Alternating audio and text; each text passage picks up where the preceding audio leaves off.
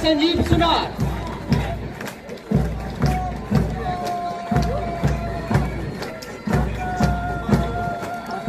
चार प्लाटून को लीड कर रहे हैं recruit ORL S Johnson Singh.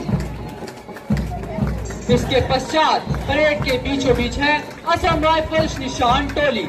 Assam rifles ध्वज को बड़े गर्व से अपने हाथों में लिए हुए असम राइफल्स निशान टोली को नेतृत्व कर रहे हैं नायब सूबेदार वीरपाल।